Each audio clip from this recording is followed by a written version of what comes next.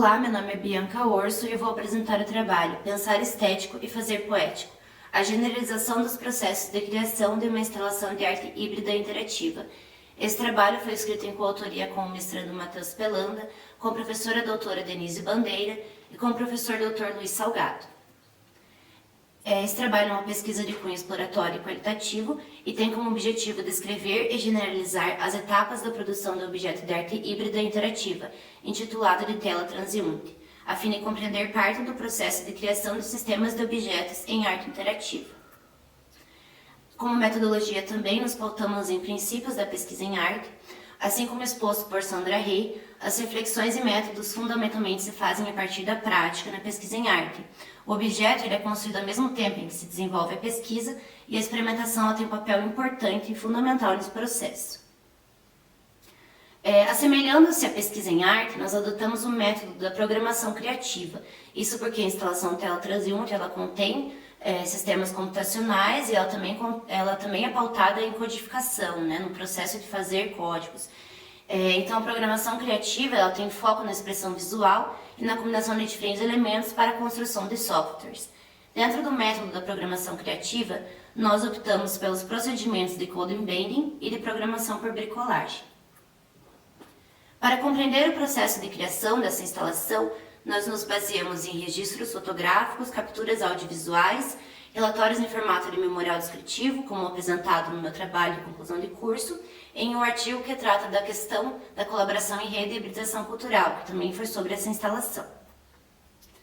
Algumas ideias gerais e questões norteadoras que foram realizadas antes mesmo de iniciar o processo em si, foram pautadas de que essa instalação seria um objeto artístico híbrido e interativo, híbrido entre analógico e digital. Ela teria texturas que se modificariam proceduralmente e nós pensamos nos recursos a serem utilizados, mas sem restringi-los durante o processo. Em questão da poética, nós pensamos em como as interações das pessoas moldariam esse material digital e também a relação dos corpos, dos movimentos dos corpos das pessoas com os dígitos computacionais.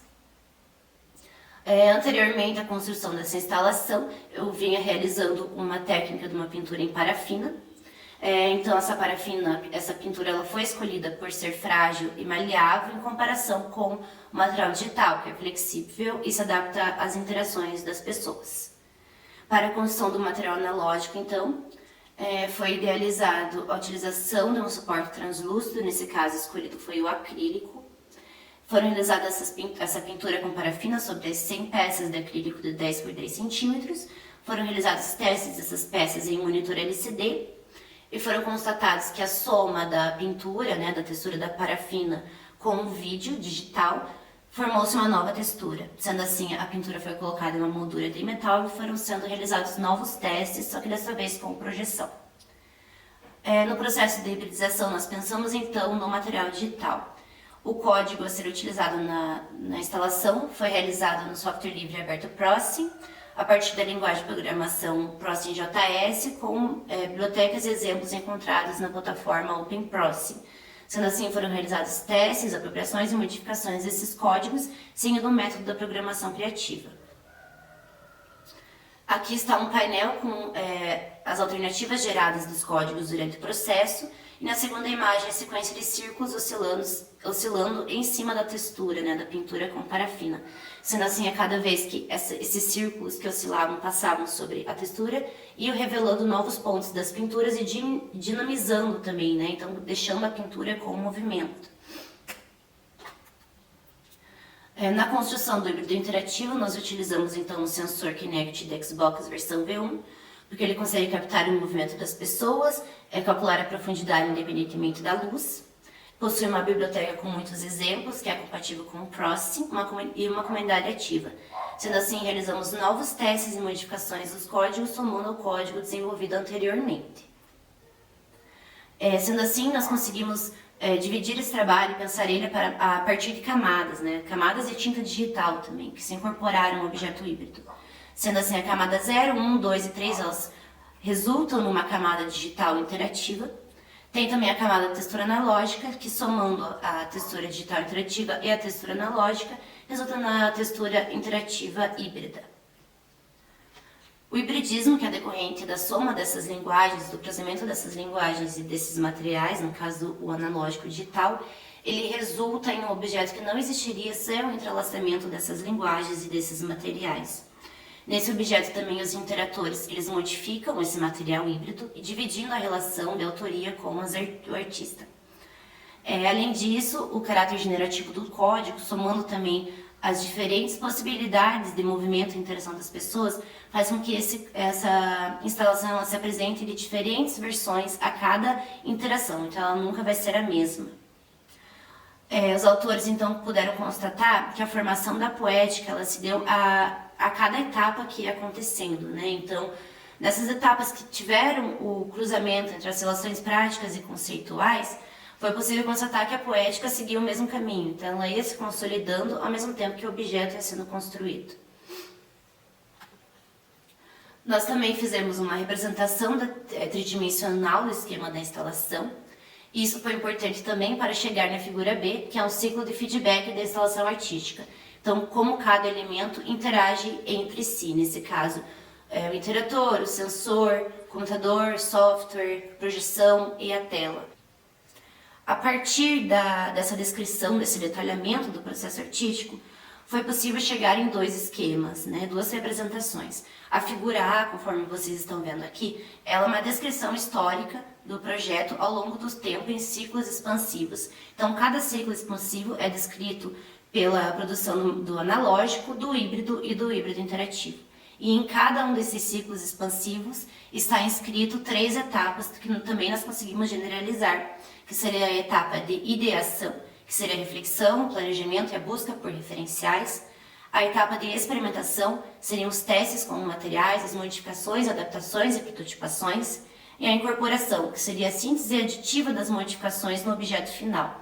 Então, esse ciclo, é importante destacar que ele não segue uma linearidade temporal, então ele pode ter avanços e retrocessos em cada etapa, dependendo das necessidades que forem sendo observadas ao longo do processo.